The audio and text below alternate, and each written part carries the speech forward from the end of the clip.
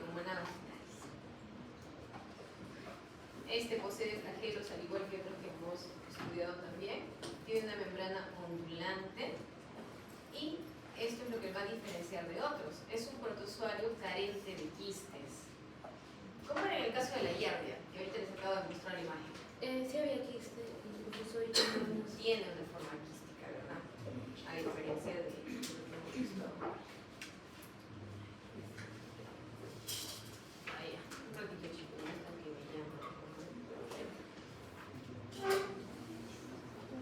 Siempre lo mismo.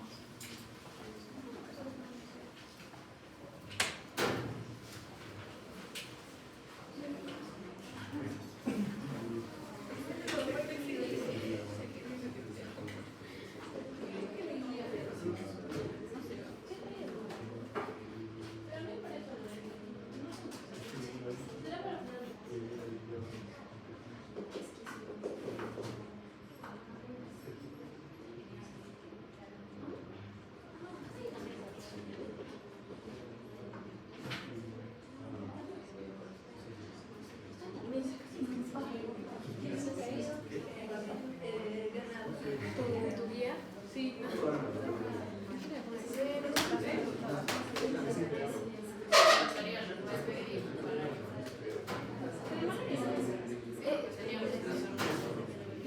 Justo el doctor del Mateo dijo que sí hay guía, pero se olvidó de enviarlo. No, está en la guía de la tercera. Ajá. ¿Es la de tercera? ¿Pásame a la tercera? Porque el doctor en mi clase teórica dijo que le iba a pasar al consultorio de práctica la práctica de malaria por esta fase. Nada, por eso. En la que yo vi está en la tercera.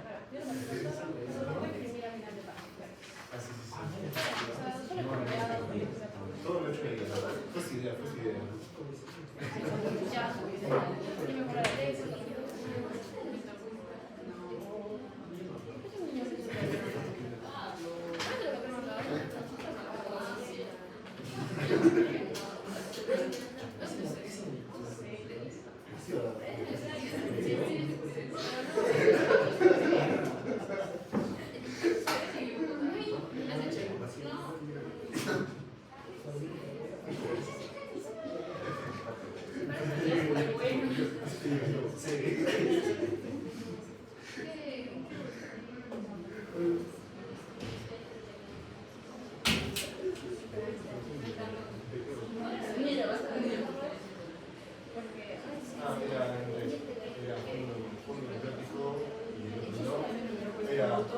Botón, parcelar y una que presenta la respuesta.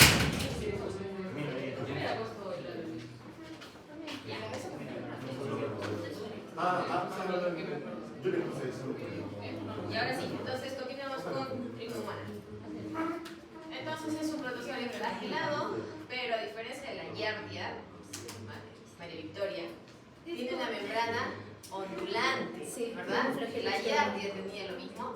No tiene esta membrana ondulante. Ahora vamos a Y el número de verlo más flagelos detalle. también creo que es diferente. Así es. Y en el ciclo de vida, lo más importante, Carlos, pasa por favor adelante. Sí. Pasa. Explícanos el ciclo de vida de la tricomona. Bueno. Pasa acá. Simplemente, si no me equivoco, tricomona es una forma de trofozoito.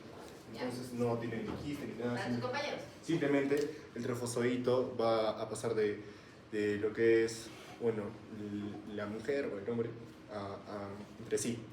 Generalmente la mujer es más sintomática que el hombre y el hombre es asintomático. Por eso el hombre Ya hablemos se de puede- patogenia.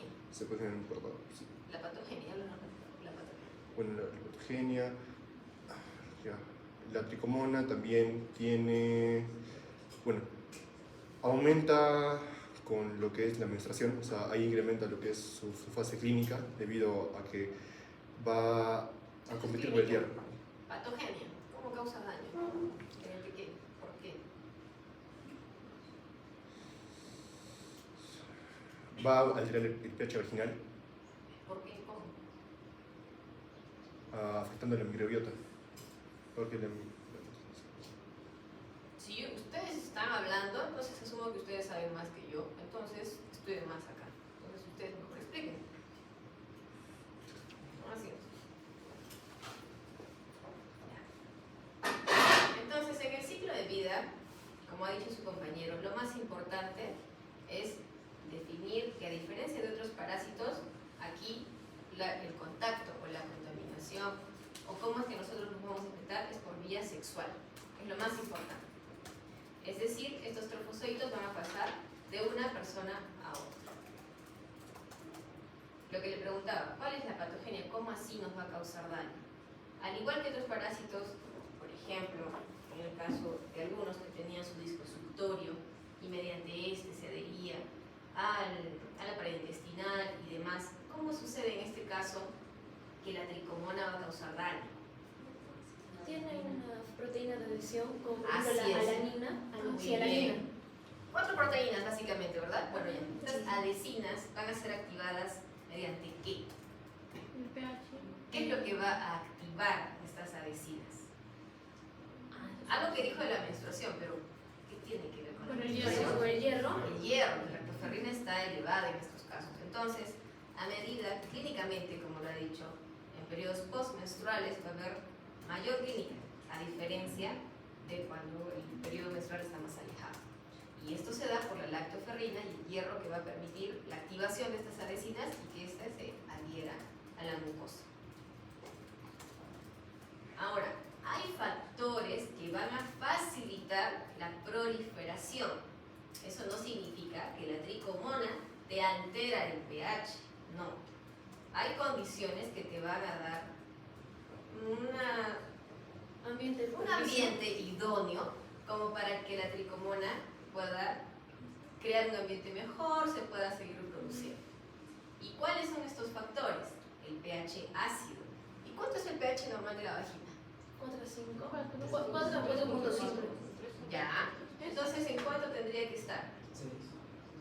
No, Más básico. 7, 8, ¿Cuánto es el pH de la vagina? 4. La G. La gente decía que de 4 a 4.5 es normal. Ya, otras fuentes, No sé. revisen.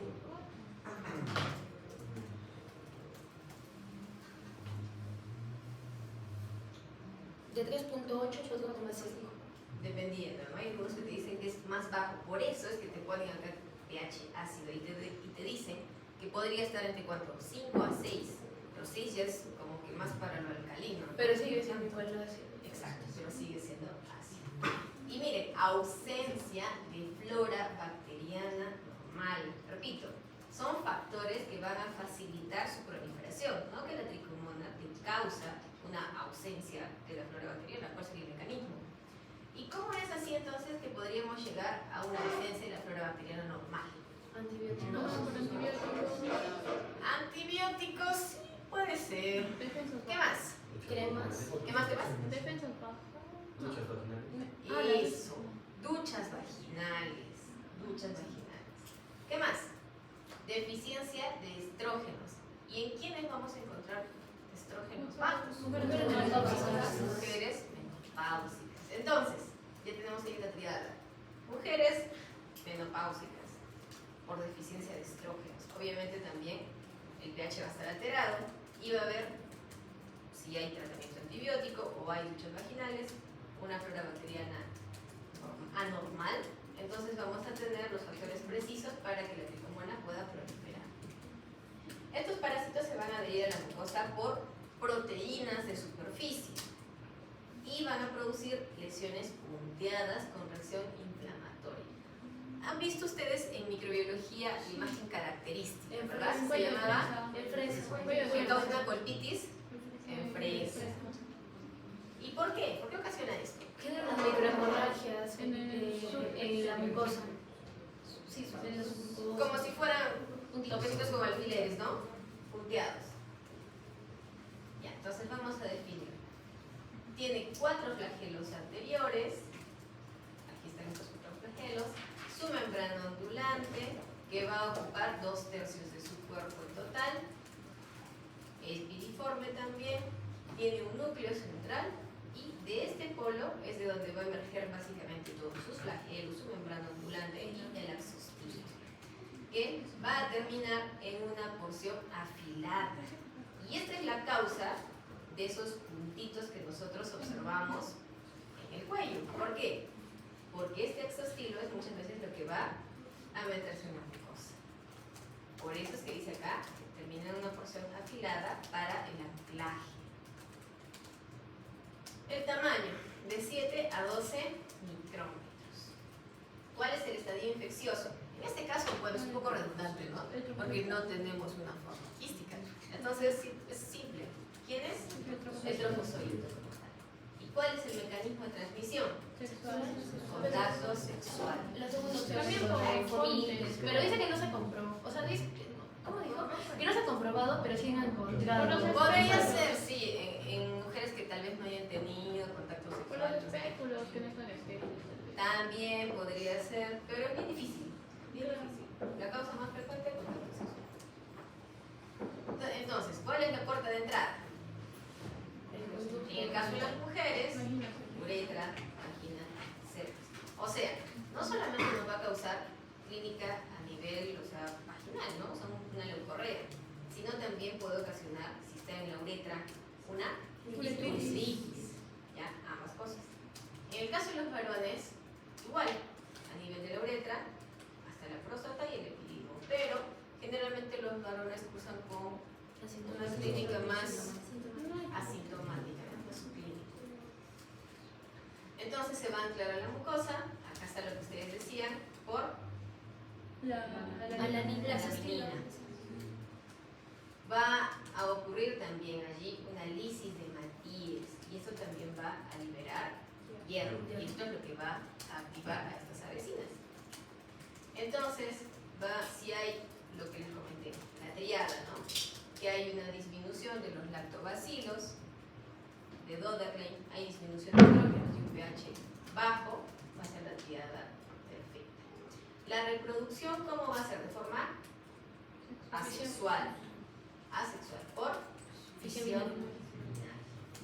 Entonces, clínicamente, lo que ustedes ya conocen, va a ocasionar el cervix en fresa, va a ocasionar una leucorrea. Eso también, sáquense un poquito de la cabeza de que la tricomona causaba flujo vaginal amarillento. ¿Se acuerdan? Para diferenciar aquí un cuadrito. No siempre es así. ¿Qué? No se llena de vergonzación. Ese es en el caso de la vaginosis bacteriana. Ah, ya. Ya. En el caso de la tricomona, como esta imagen de acá, ¿no? Siempre da esa imagen de que es un flujo amarillo verdoso. Incluso en algunos libros lo van a leer así. Pero no es de esa forma. Es leucorrea, o sea, blanco. Y también ocasiona prurito. También. ¿Y qué otro tipo de vaginosis ocasiona prurito? La candidiasis, pero principalmente, no exclusivamente. En este caso, pueden tener leucorrea, miren acá, blanquecino, y con prurito también. O sea, no es exclusivo. Entonces, en cualquiera de los casos, no sabemos de qué se trata, cuál es el agente etiológico. ¿Cómo tendría que ser mi diagnóstico? Con fluiditis. Con Bueno, un examen. un examen de flujo. Un examen directo, ¿verdad? De lo que ustedes están observando ahí. Buscando en este caso trofozoitos de tricomona. Y si fuera cándida, levaduras. Exacto, levaduras. Eso es lo que encontraría. Bien. Y el doctor nos dijo que casi no vamos a encontrar cantidad con tricomona. Ah, sí. Una u otra, no juntas. Y lo que les decía, inflamación vulvar y vaginal, ardor, irritación. ¿Y eso no les causa la candidiasis? Sí, también. Bien. Ya. Disuria, dispareunia. ¿Qué es dispareunia? Y en el caso de los varones, generalmente son asintomáticos, pero eso también es importante. Cualquiera pensaría de que debiéramos esperar también un flujo blanquecino, no siempre. Puede ser un flujo más mucoide de las mañanas. Y el flujo mucoide es anormal. A ver, los chicos. Un flujo mucoide es anormal. No, ¿verdad? No. Entonces, no es anormal. Entonces, como ustedes son asintomáticos, fácilmente pueden estar con un flujo más mucoide, no siempre, no necesariamente blanquecino. Ahora, la gota de la mañana, ¿es sensible para el diagnóstico? Sí. No. No. Yo sé que les han enseñado eso, pero no. No. Sedimento urinario, sí, pero pedir PCR en tiempo real. O sea, PCR. O sea, la gotita simple de las mañanas que les han dicho, incluso para gonorrea, ¿verdad? En que te dices que tienes de, ya bueno, no es sensible. No es sensible. O sea, más del 50% de pacientes van a salir falsamente negativos, en el caso que lo tengan. Entonces, si quieren hacerlo, primera orina de la mañana, PCR. ¿Qué manifestaciones clínicas? Entonces, ya estamos diciendo que los varones, nada. En el caso de las mujeres, la sintomatología principal, flujo vaginal.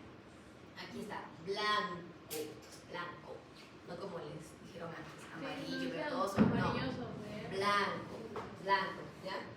Prurito y enrojecimiento vaginal. ¿Y por qué hay este enrojecimiento vaginal? Por el trasplante. Por dos cosas. Uno, porque el mismo, así es, ingresa y va a generar inflamación y además también ocasiona El prurito. entonces puede arrastrar. Puede presentarse dispareunia, ocasionalmente cistitis y uretritis. La reacción inflamatoria va a facilitar la entrada del VIH. Si encuentran ya tricomoniasis, sí o sí tienen que hacer un descarte de las demás enfermedades de transmisión sexual. Sería un pecado que ustedes encuentren tricomoniasis y no hagan descarte para lo demás. De verdad, sería un pecado capital por parte de ustedes. En el hombre la infección es generalmente subclínica y autolimitada. Cuando hay síntomas, los principales son secreción matutina mucoide o purulenta. O sea, si es mucoide, ustedes pensarán, ay pucha, tengo mi tricomona. No, pues jamás lo van a pensar. Por eso dice que es subclínico. O sea, en cuenta se va a dar. Pero sí son pues portadores. Entonces, mucho cuidado por favor. Creo Ustedes. Disculpe, doctora, que el doctor me mencionó que también se puede ocultar en próstata y no más o menos incluso en lo de la secreción mucoide, pero sí puede contagiar. Sí, de hecho que sí, por eso les digo, no sé que los hombres son portadores. ¿Y cuánto tiempo más o menos necesitamos para poder, el periodo de incubación, en otras palabras, para poder desarrollar clínica? 4 meses.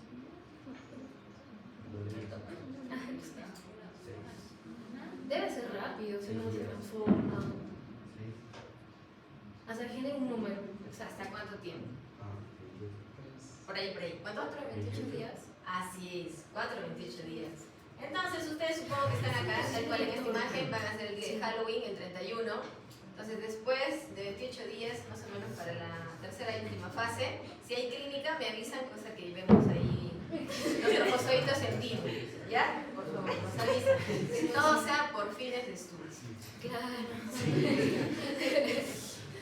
Ya, entonces el diagnóstico, ¿cómo lo vamos a realizar? Lo más específico. PCR. PCR, orina.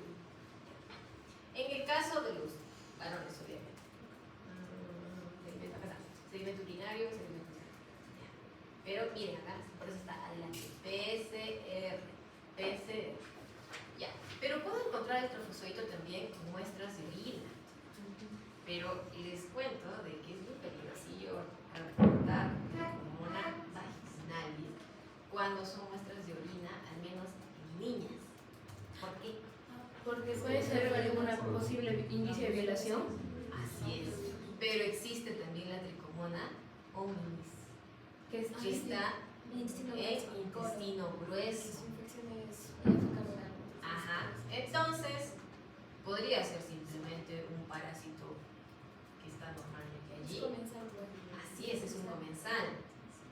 Y que yo lo confunda con una tricomona vaginalis, me puedo ganar un vicio de aquellos. Entonces, por eso hay que tener mucho cuidado con ello. ¿Y qué pondríamos? ¿Se observan trofozoitos? Antecedentes y siempre que hay tricomona vaginalis, evaluar la conducta de la niña. No, porque realizar un examen más profundo y a eso le corresponde medicina legal, ¿no? denuncia por haber revisado de más sin causa alguna. Porque ustedes no son peritos, no son peritos legal. Entonces tienen que tener mucho cuidado con eso. Ya, tratamiento. ¿A quién tratamos? Solamente la persona que viene. También aquí. Los pacientes. Pero yo les pregunto, a ver, ¿su contacto de Halloween seguirá con ustedes después? ¿Quién sabe, Luciana? Bueno, Luciana, espero que tenga suerte. Pero generalmente no, pues. Estoy muy cómoda. Ya, entonces, tiene que hacerse tanto a la persona, al paciente, como al compañero sexual. ¿Ya? Entonces, por lo menos saquen el teléfono, entonces ya el siguiente le hacen la prueba. Entonces, las pacientes no embarazadas ya, esto es importante. Así como en los varones hay asintomáticos, en el caso de las mujeres, algunas pueden también cursar de forma asintomática. Entonces, si yo encontrase una tricomona, supongamos en una muestra de orina, le reporto a la paciente si pues tiene una vida sexual un poquito peligrosa, entonces le pregunto si tiene molestias, me dice que no, ninguna, no la trato. ¿Qué sigue nomás? No sé. Sí o sí tengo que tratarla. Acá por eso dice, las pacientes no embarazadas se deben tratar siempre. Pero si me dicen no embarazadas, pues hay un pero, ¿no? O sea, ¿eso qué significa? En el caso de las embarazadas, en el caso de las embarazadas asintomáticas, es preferible no usar tratamiento. En las sintomáticas se puede usar, sí, los 5 nitroimidazoles o clotrimazol en crema vaginal, pero no tiene la misma eficacia. Es que se causan partos prematuros y bajo peso por una situación. También. Ya, bueno, entonces, ¿cómo tratamos? Metronidazol. ¿Cuánto? 2 gramos. Dosis única. Ahí queda. Ya. Pero, ¿tiene alguna advertencia el caso del metronidazol cuando nosotros tratamos con esto? ¿Qué le damos a decir a la persona? De que no ingiera alcohol. ¿Que no? Ingiera alcohol. ¿Por qué? Causa efecto en tabús. Eso. ¿Qué es el efecto tabús? O sea, que al ingreso de alcohol con el medicamento tiene una sensación de muerte. Es el efecto causado por el disulfiram, pero no por el mismo medicamento. Ya. O sea, Algo más, algo más. O sea, el disulfiram era un medicamento que se usaba para tratar problemas de alcoholismo. Ajá. Entonces se le da a los pacientes para que cuando tomen alcohol tengan un rechazo. malos síntomas. Sí, eso es la condición de muerte. Bueno, sí, les complica. Ya, muy bien. Muy bien, entonces ya esto es facilito. Ahora sí vamos a toxoplasma. Entonces, doctora, esas imágenes de los huevos para el examen no las consideramos, ¿no? Porque estaba viéndolas y no. No, están pegadas. ¿Los apuntes? De conjoid Las imágenes.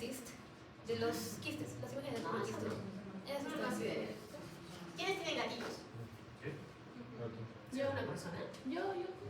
Por eso pusieron tú. ¿Nadie más? ¿Perritos? ¿Todos? Vamos a hablar entonces toxoplasmosis. Es una infección producida por ¿quién? Por Toxoplasma gondii. Es un protozoario intracelular. Miren, de la subclase Coccidia. No en vano, porque su ciclo de vida también se parece a las coccidias que ya hemos estudiado. Con amplia distribución en todo el mundo. En las personas inmunocompetentes, la infección primaria es generalmente asintomática. Aproximadamente, ¿cuál es la prevalencia de la toxoplasmosis de la población en general? 50%. De un 40 hasta un 50%, pero ustedes han visto a la mitad de personas que conocen con clínica de toxoplasmosis. ¿Por qué? Porque son inmunocompetentes. Entonces son asintomáticos. Pero persiste en estado latente durante toda la vida. ¿Qué significa si está en estado latente? Que en algún momento puede reactivar. En estas personas existe el riesgo de reactivación cuando haya inmunodepresión y va a presentar sintomatología. Toxoplasma gondii tiene una medida muy similar también a nuestros coccidios. ¿Cuánto? 4 a 6 micras. ¿Quién medía así? Criptosporino. Criptosporino. Era bien pequeño. forma de aro. Los gatos van a eliminarlo en la materia fecal como ooquistes. ¿Cuánto miden estos ooquistes? 10 a 12 micras. Los taquizoitos son las formas intracelulares de reproducción rápida en las células de los huéspedes. Por acción de la inmunidad se van a formar quistes tisulares que van a contener a los bradizoitos.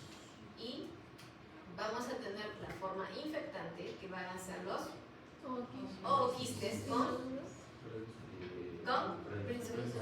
O quizás como esporozoides. Bueno, es por ¿qué? no hay maduros. No, si estas plasmosis son ooquistes con 2 esporoquistes con sus 4 esporoquitos cada uno. Así es, muy bien. Pero usted preguntó con qué hace. Muy bien.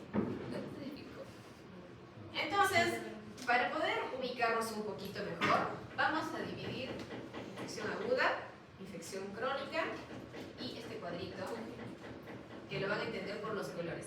Los colores que les he puesto en cada diapositiva no son por gusto, ¿ya? Entonces, consideren los colores que les voy a colocar. Y vamos a entender también que existen dos ciclos, un ciclo proliferativo y un ciclo quístico. ¿Ya? Dicho esto, miren el color del cuadrito.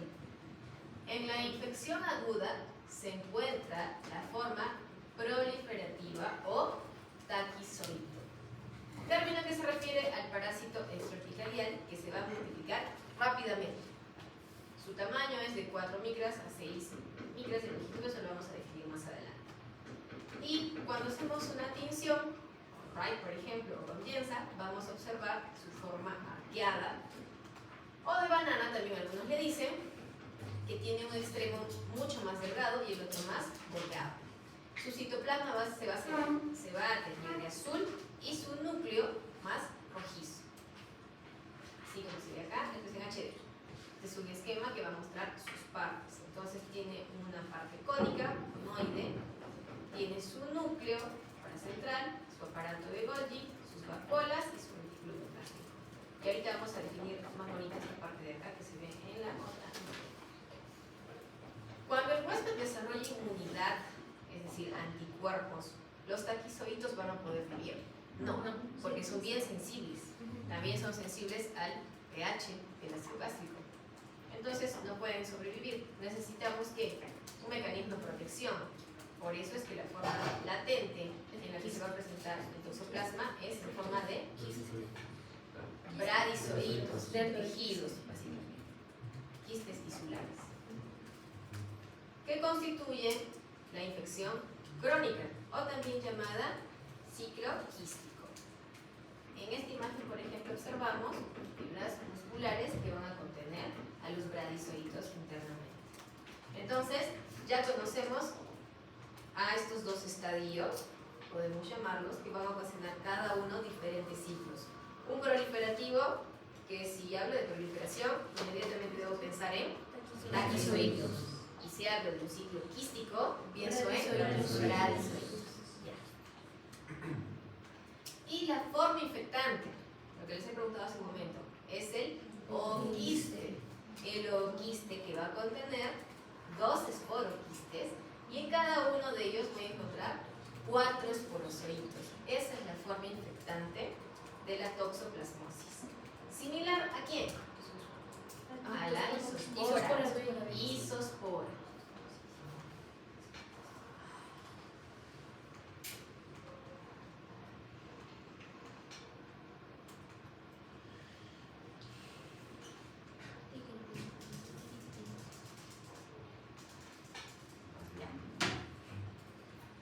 Entonces, acá tenemos nuevamente un diagrama de un taquizoide con la porción más fina conoide y su porción posterior más redondeada. ¿Qué es lo que nos falta definir de esto?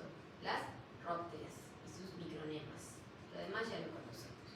¿Qué más nos interesa de esta diapositiva? Sus formas evolutivas, que ya los hemos definido también y vamos a proceder en un momento a definir cada una de estas en su ciclo. Ya. Vamos entonces a definir un poquito más cuál es la forma de estos taquizoitos, qué tamaño tienen, qué características es su núcleo y todo lo demás. Entonces, acá tenemos a taquizoitos, que son esta se van a mostrar en esta imagen como en forma de arco, banana o media luna. Tamaño 6 por 2 micrómetros, o sea, bien pequeñitos, bien pequeñitos. El núcleo en la mitad central y en su citoplasma algunas veces podemos visualizar estos gránulos densos más azules. Tenemos al quiste, que es una forma más redondeada, esta que se ve acá en el fondo, redondeados, cuboides delimitados por la pared. Tamaño de 30 a 100 micrómetros. ¿Y por qué son más grandes? Porque van a contener a los bradizoitos. Y generalmente alrededor, secundantes a estos, vamos a encontrar una reacción inflamatoria del tejido periférico. Y no se confundan tanto con el término de pseudoquiste. Grábense lo que les he dicho. Quiste, bradizoitos. Pseudoquiste, taquizoitos. Ya, entonces el pseudoquiste contiene también taquizoitos que están en reproducción por endodinamia. Y tenemos a la forma infectante, que es el ooquiste. Esta diapo puede preguntar en el examen. Este ooquiste que contiene dos quistes con cuatro bradizoitos en cada uno. ¿Similar a qué? Isosporas. Ya, acá viene lo bueno. El ciclo de vida. Nuevamente, en dos partes. Tenemos un huésped definitivo y un huésped intermediario. ¿Quién es el huésped definitivo en este caso? El gato. Y huésped intermediario, el hombre. ¿Y quién es más? Hay otros Otros animales. ¿Cuáles? aves. Aves, ratones, ganados. Ya. Muy bien. Eso queda claro.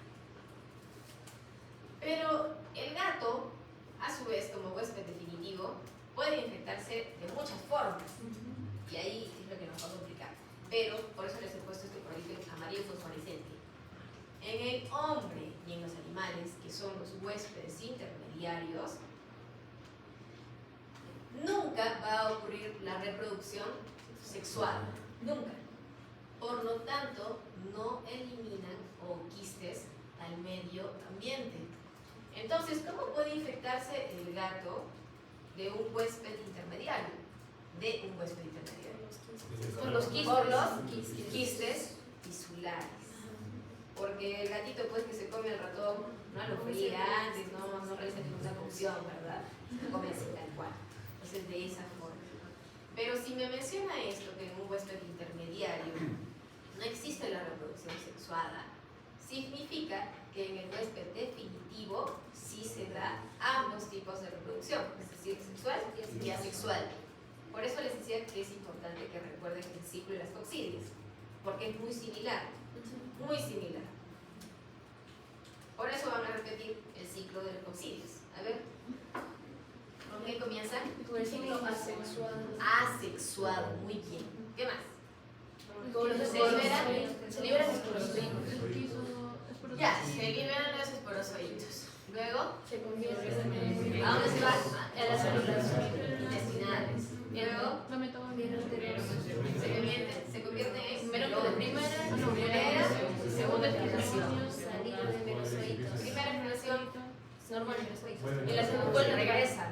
Ya, la segunda puede regresar. empiezan recién el ciclo asexual, sexual. Ya. Entonces, en este caso dice de que en el huésped intermediario no se da la reproducción sexual. Entonces, ¿hasta dónde nos quedaríamos? Hasta los merozoitos. Hasta merotes. Hasta ahí. Tenemos al huésped definitivo y a los huéspedes intermediarios. El huésped definitivo, ¿cómo puede infectarse? Por ooquistes, por pseudoquistes, taquizoitos, y también por quistes tisulares. ¿Cómo así por ooquistes? De otros gatos. ¿De otros gatos? Del mismo. De ambos. De ambos. Pseudoquistes, taquizoitos. Ya. Bradizoitos. También por la ingesta de la Igual. Ya. El ciclo va a ser enteroperitoneal y el tipo de reproducción que se va a dar acá van a ser ambas, sexual y asexual. En el caso del huésped intermediario, ¿cómo es que se infecta? O quistes maduros. Por quistes y por vía vertical por los taquizoides que pueden infectar. Exactamente. Puede ser por debajo. Entonces, por oquistes, y pueden transmitir estos también por Vía placentaria. vía transplacentaria hemática, en este caso, que serían los taquizoides. Y sí, también por transfusiones de sangre. Transfusiones de sangre también. Y trasplantes. Pero en trasplantes es, creo, no con eso, sino con bradizoitos. Claro, Con porque los están quistes. en Sí, con tejido. los quistes, ajá. Ya. Esta imagen no me gustó mucho. Esta está, bueno, ya, ahora sí. Tenemos el huésped definitivo, o sea, al gatito. Hemos dicho entonces que este se puede infectar tanto por el oquiste maduro, que lo vamos a encontrar en sus heces, es decir, este se puede autoinfectar, que es lo que generalmente ocurre, porque la mayoría de gatitos, ¿cómo se bañan? Con la lengua. Con la lengua. Entonces, tenemos al oquiste maduro, que contiene dos quistes, cuatro trocitos cada uno. Ya, muy bien. Entonces, estos ingresan, se van a los tejidos y pueden formar allí pseudoquistes. Tenemos a los taquizoitos que van a regresar a las células epiteliales del intestino delgado, donde van a comenzar el ciclo sexual, porque estamos en el huésped definitivo. Una vez que cumplen su ciclo sexual, es decir, tenemos a quienes, a los merontes. Acuérdense del ciclo de Coxigues. Ya, tenemos entonces a los merontes. ¿Qué sucede con los merontes? Primera, segunda generación, ya comienzan ¿qué? El ciclo sexual, ya, pero ¿cómo fue? Microgametos, macrogametos, macrogametos, microgametos, macrogametos. Estos a su vez, ocigotes o quiste, salen en el medio exterior, necesitas madurar y vuelven a infectar. Ya, este es por parte del oquiste maduro. Ya. La cosa cambia un poquito cuando se trata de los pseudoquistes, taquizoitos, y los quistes como tal que son bradizoitos. Por eso les he puesto de otro color que está acá amarillo. ¿Ya? Estos van a ingresar también a las células epiteliales, pero va a comenzar aquí algo distinto. Ya, nos pasamos de frente acá. Antes de toda esta parte azul. ¿Se ve lo que estoy señalando? Sí. Ya. Todo igual casi hasta aquí. ¿Qué sucede? Que van a iniciar un tipo de reproducción especializada de esquizogonias. Ya no lo mismo amoxides que sabemos, que también hemos repetido ahora. Sino en este caso van a dar merozoitos ya no de primera, segunda generación, sino merozoitos desde la A hasta la E. A, B, C, D y E. Y de estos, se piensa que solo dos, que son los D y E, van a comenzar el ciclo sexual. ¿Ya? Esa sería la única diferencia, la única variación. ¿Ya? Acá está un poquito más disgregado y acá está resumido, en otras palabras. ¿Sí? Esta es la forma corta, esta es la forma extensa. Tenemos entonces a los merozoitos D y E, que van a comenzar con la forma de reproducción sexual.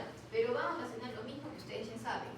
Vamos a llegar al cigote, o quiste sale, o quiste maduro en el exterior, y repetimos el ciclo. Entonces, tan complicado no es.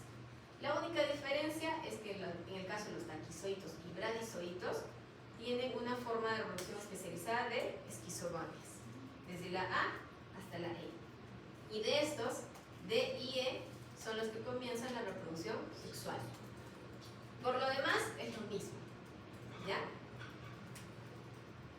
En el caso del huésped intermediario, vamos a tener dos fases. Una fase aguda y una fase crónica. Si hablo de una fase aguda, ¿a quién me referiré? Taquizoides. A los taquizoides.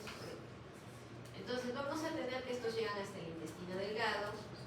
Tenemos la salida de estos zoitos, se van al enterocito y tenemos acá los trofozoitos, que por endodiogenia se van a reproducir. Tenemos a los taquizoitos que tienen dos caminos: irse a la parte linfática o hemática, pero tienen que diseminarse, no se van a quedar allí.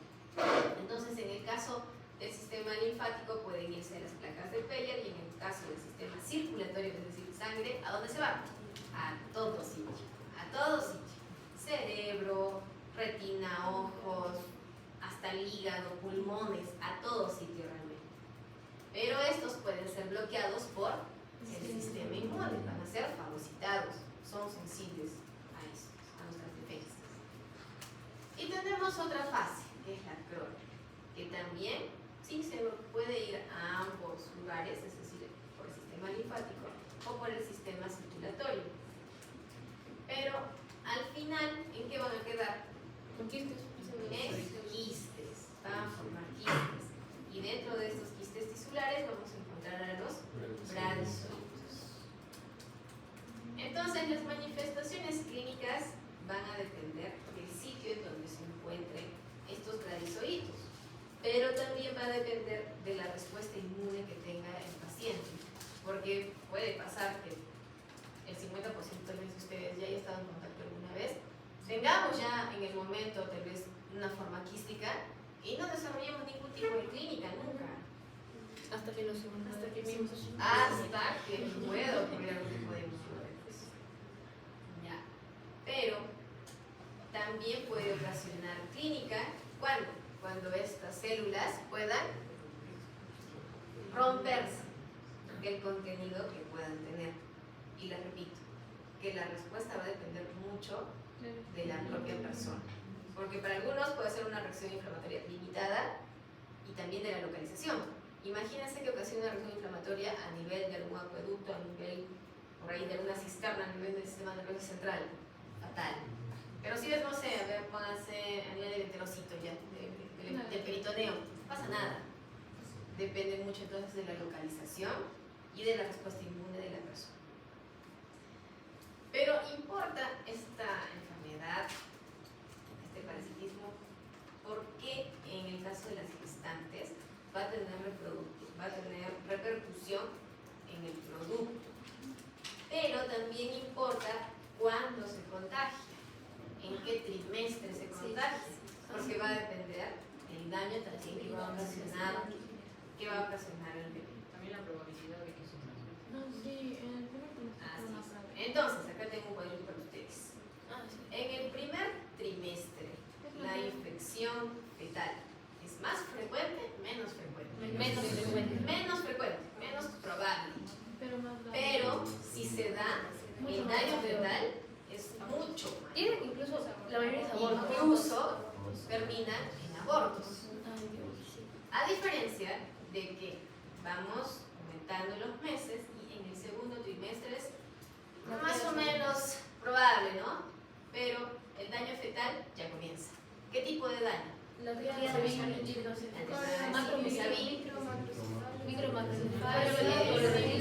retinitis, convulsiones, etc. Y en el tercer trimestre tenemos más probabilidad, pero el daño fetal mínimo. ¿Por qué? Porque en el tercer trimestre ya está formado, va a ser primero, pero ya va a tener igual también a los taquizoitos ahí ya en la sangre, probablemente ya en radizoitos, entonces a lo largo de su vida ese bebé también puede desarrollar la enfermedad, pero no va a ocasionar tanto daño como si lo hace en el primer trimestre. Ya. Entonces, en una forma aguda, la toxoplasmosis aguda sintomática va a ocasionar lo que ustedes mencionaron al inicio, una clínica de síndrome gripal, se podría decir, Más que ¿no? todo lo de los ganglios. Pero linfadenopatías, linfadenográlicas, con fiebre. Eso de odinofagia, tos, puede o no puede pasar. Lo más frecuente sí son los ganglios, las adenopatías y fiebre. Entonces, tiene adenopatías y fiebre, inmunosuprimido, ya. Sí o sí pensamos en toxoplasmosis. ¿Qué más? Toxoplasmosis ocular, que vamos a observar retinitis, visión borrosa, escotomas y fotofobias. Pero ya generalmente cuando observamos esto es cuando ya la enfermedad está bien avanzada. Porque nadie de inicio, por una adenopatía y fiebre, te hace tu fondo de ojo ni nada, nada que ver. Nadie hace, nadie. Lo más frecuente siempre es que busques en inmunosuprimidos por la fiebre brusca. ¿Y eso en quiénes se da? Yo tuve un casito de toxoplasmosis en el sistema nervioso central en mi internado. Era mi paciente. Era un joven de 28 años que tenía TBC, tenía VIH, pero ya en estadio SIDA. ¿Ustedes saben qué es VIH? Sí. Estaba haciendo prácticas ahí. Y al pabellón de medicina interna de varones, Sí, al fondo, ¿no? Hay como unos cajones. Ya. Sí, yo son aislados. En esos cajones están pues pacientes con VIH, ¿verdad? Con blanco, que tienen bastantes patologías. Ya. Y uno de ellos, Brian se llamaba, tenía TBC. Estaba más que nada por eso.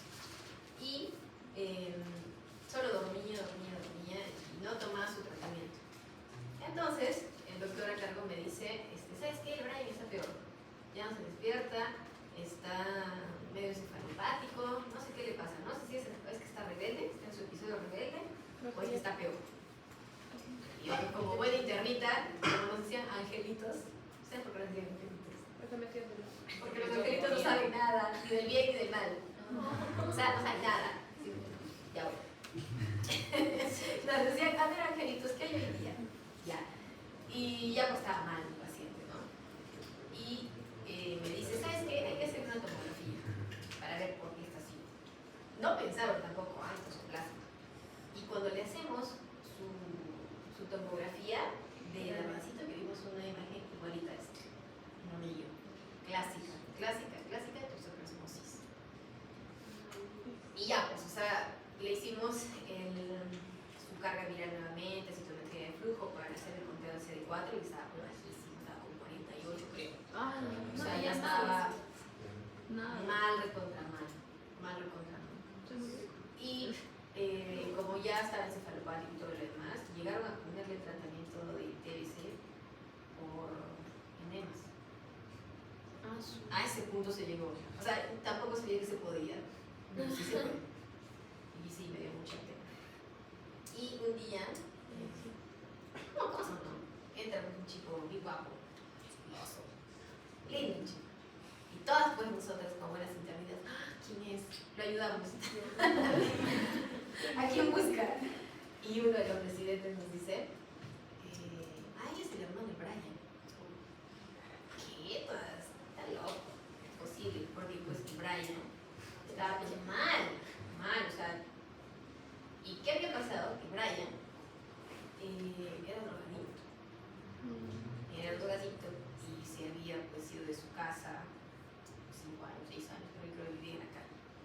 Y se drogaba así en la calle, con lo que encontrara. Y ahí es donde se vio implicado, pero totalmente diferente a su hermano. Y uno de los presidentes me dice, ¿qué te sorprende? No parece su hermano. No, yo debe ser adoptado o algo. Y me dice, no, el Brian cuando era joven era igualito a su hermano. Solamente que la droga, mira cómo acababa. Y tenía por familia. Brian tenía su esposa y tenía 2 hijitos. Pero abandonados. Y triste porque su mamá, sí, pues su mamá sí decía la bonita, era profesora, su mamá lloraba mucho. Y su mamá, ¿cómo se llama la madre, no? Iba a dormir todas las noches al costado de Brian, sin mascarilla, sin nada. Yo le decía, no puede entrar, no está mal. Y dormía a su costado. Y al final, Brian falleció su mamá de lucha, un mar de lágrimas. Y así, increíble. Así que chicos, chicas, eso de las drogas, que probaron un ratito, un poquito, mejor nada, porque me puede llevar. Entonces, crónicamente, como les digo, en inmunosuprimidos siempre pensar en ello. Entonces, si hay un paciente encefalopático, VIH, SIDA, fíjense por favor en eso, acuérdense de la historia de mi paciente. Signos focales, déficit motor, alteración de pares, confusiones. Y en la tomografía lo que vamos a observar es imagen de anillo, que son focos intracerebrales que realzan con contraste de doble anillo.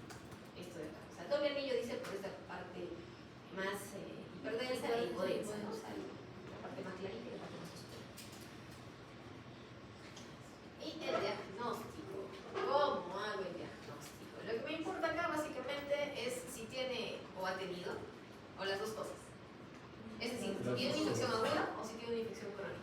¿Por agudas?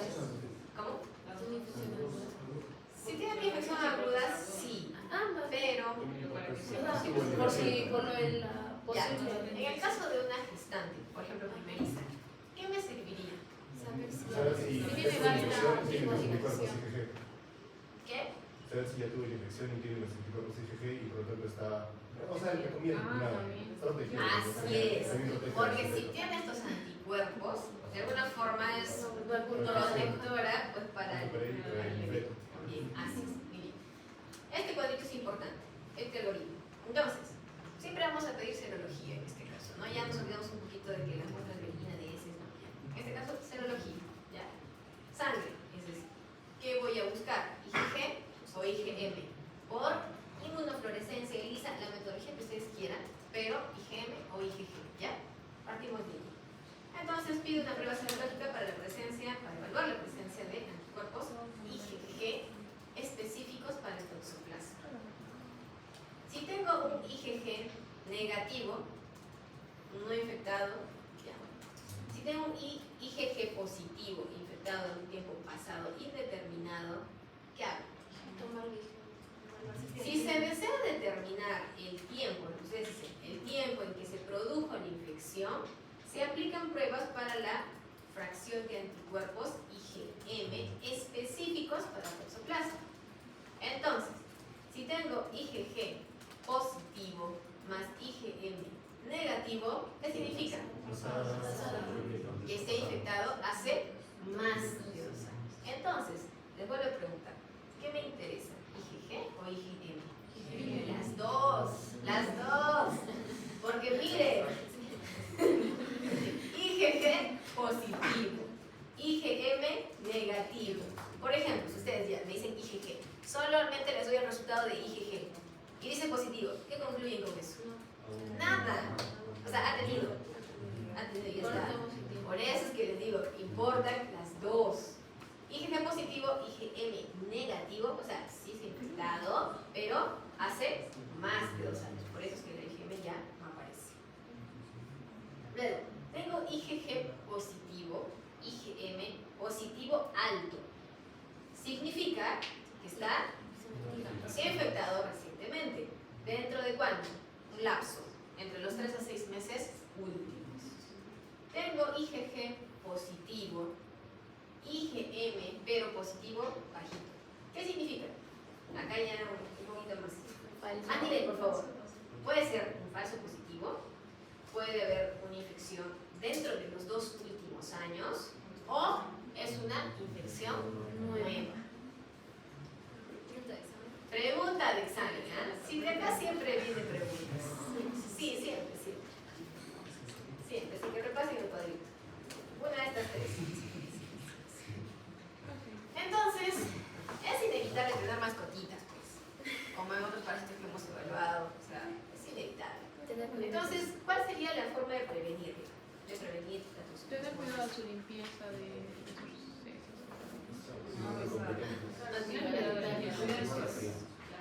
¿Cómo se contagia básicamente? carne de vacuno. Por la carne cruda, más que todo, en nosotros. Ah, también la carne cruda. También, sí, en el Sí, también, pero en el caso de los gatos. Ah, en el caso de los gatos. Cuidado al limpiar sus heces, taparse la mascarilla. ¿Habrá vacunas? Las vacunas. ¿Hay Ya, vacunas para los gatos sí. Ah, sí. Sí, mira, eso tiene. Como tratamiento. Sí hay, sí hay. Está bien cuidado. Primero, higiene personal y familiar para evitar la infección, la ingestión de quistes presentes en la tierra. Si tenemos gatitos, mayor razón aún. Saneamiento ambiental y control de cucarachas, moscas por la posibilidad de actuar como vectores mecánicos. Muy general. Buen cocimiento de las carnes y lavado de las manos después de manipularlas. Bueno, es imposible decirle al gato, ¿no? En el contexto del gato. Cuidados en relación con los gatos. Evitar su alimentación con carne cruda. Pero ¿cómo puede? A un gato en la calle, imposible. Imposible. Un gatito que sí sea de ustedes, obviamente sí. No creo que les den carne cruda. Cuidados especiales con sus materias fecales, control de ratones y ratas, que son fuente de infección para los gatos. Evitar el contacto con ellos, especialmente los niños y las embarazadas. O sea, en conclusión, acá la mayoría somos mujeres.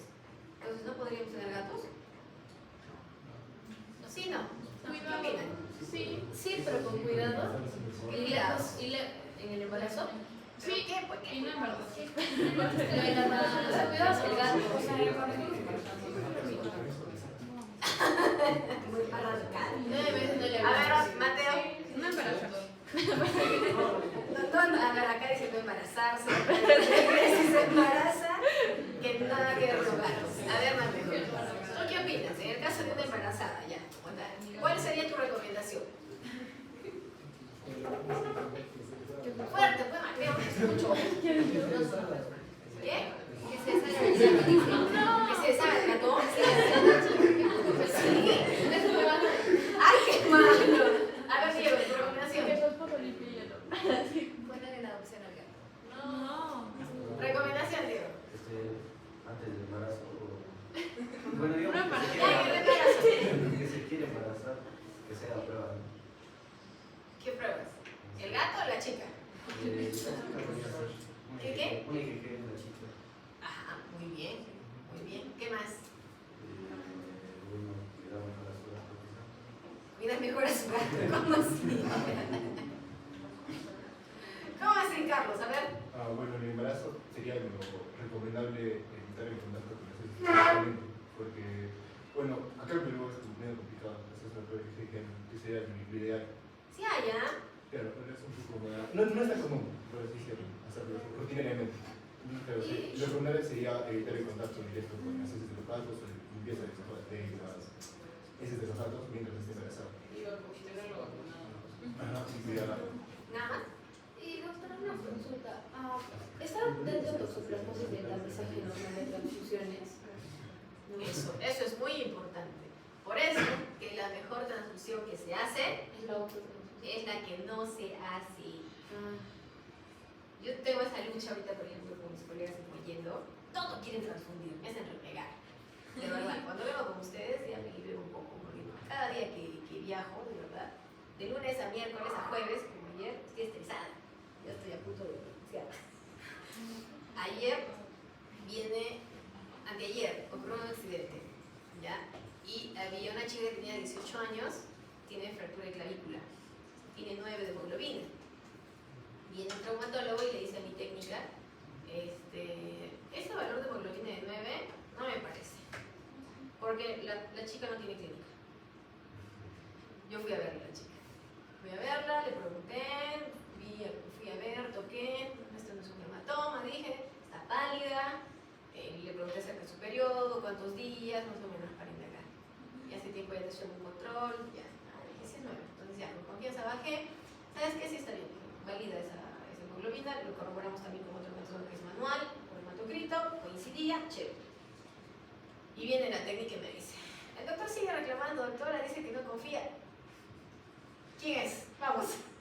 Me voy a buscar. Y le digo ya, doctor, ¿sabe qué? Venga un ratito, ¿ya?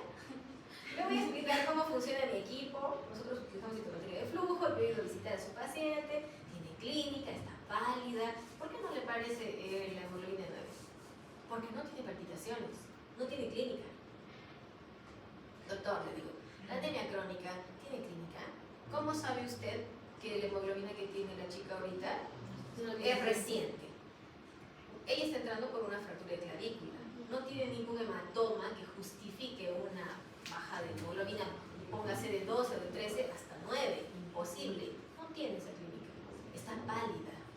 Lo más probable es que sea una anemia crónica y que pues haya coincidido. No tiene nada que ver con la fractura. Y me dice, bueno, pero yo la he rechazado para cirugía porque yo necesito mínimo 10 de hemoglobina. Yo sé que ustedes tienen banco de sangre, sí. Entonces le puedo hacer una transfusión. ¿Cómo? ¿Cómo? Tiene 9 de hemoglobina, doctor. ¿Sabe la causa de su anemia? Pero es que yo necesito 10 para operarla. Le repito nuevamente, ¿sabe usted la causa de su anemia? No. Entonces tiene que evaluar primero eso. Y yo no le puedo aceptar una transfusión si tiene 9 de hemoglobina porque no está indicado. ¿Cuándo está indicada una transfusión? ¿Con qué valor? No. Menos de 7. Tiene 9. Y me dice eso. Y me dice, bueno, entonces la entro a sala y si tiene menos de 7, ahí sí le transfunde. Tengo proceso, pero la no, ¿ya? O sea, terrible, de verdad, terrible, terrible.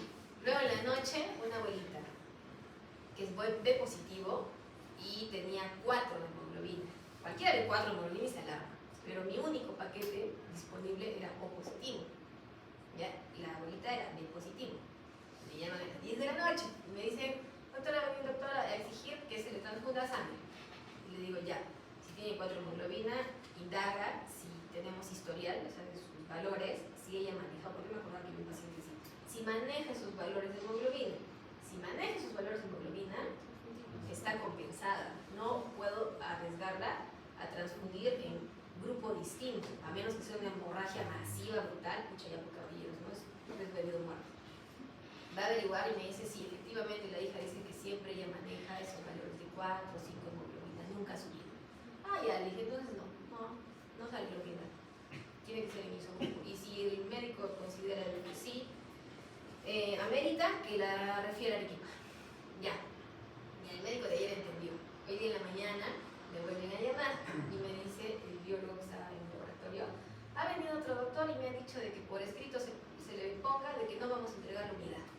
Ya, le dije, que él ponga en la solicitud transfusional que él se hace responsable por los efectos adversos que pueda haber de no transfundir en isogrupo, como se debe en una paciente que tiene una hemoglobina baja hace mucho tiempo, es crónica, es anemia y que está compensada. Si pasa cualquier cosa, es su responsabilidad. Si él firma eso, entreguen la unidad.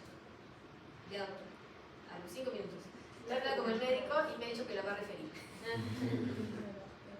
¿Se dan cuenta? O sea, cosas así básicas, o sea que... Ay, es para renegar, ¿verdad? Bueno, ya, me desvío mucho del camino. ¿En qué estábamos?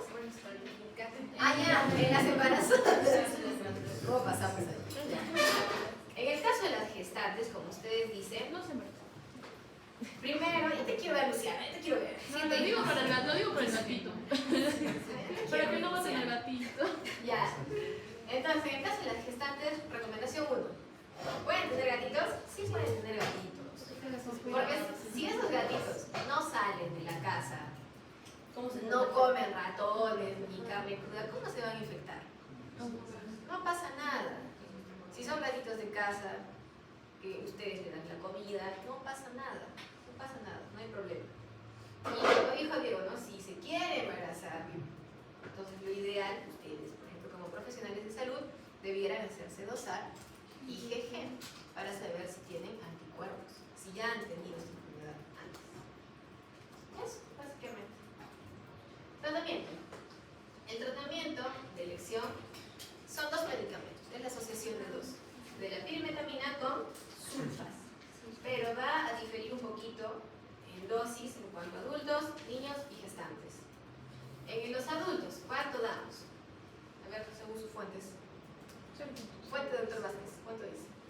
¿De qué? Dosis, tratamiento. No dice, no los dados. No les dice ha nada. dicho. Para TOC creo que sí. Para malaria. No les dijo de toxoplasma. Bueno, digo que para malaria. Para TOC creo que no ha dado.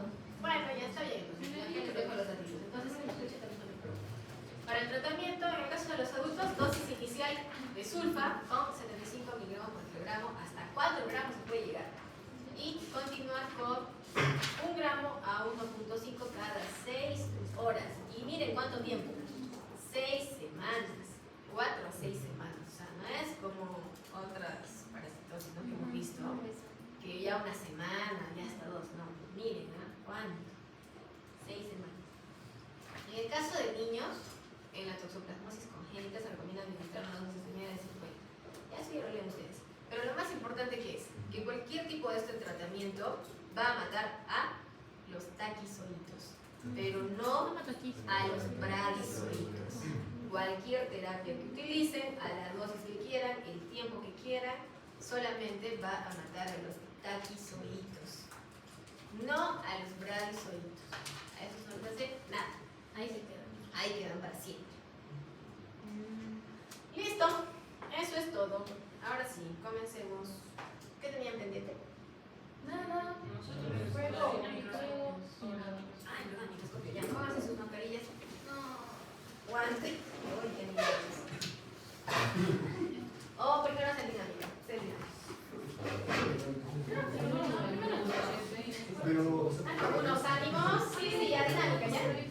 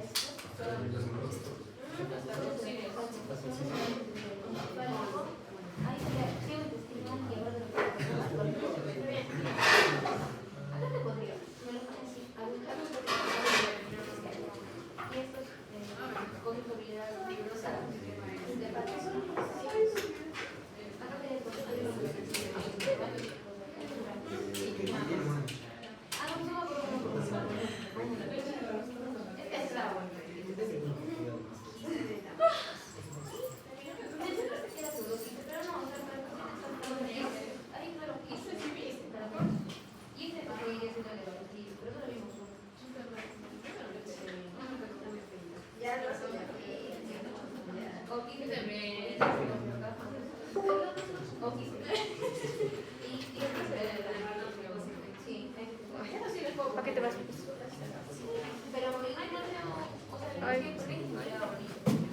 No, no es haciendo doctor, es de venta.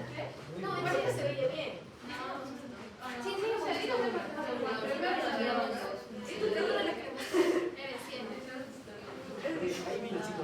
ya, bueno.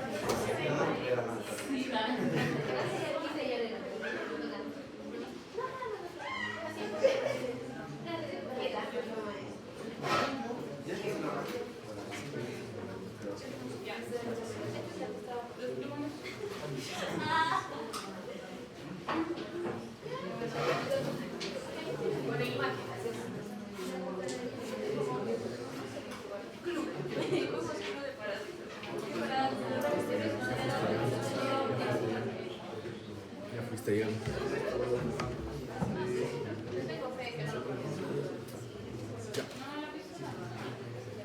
No, no, no. Así no se marca.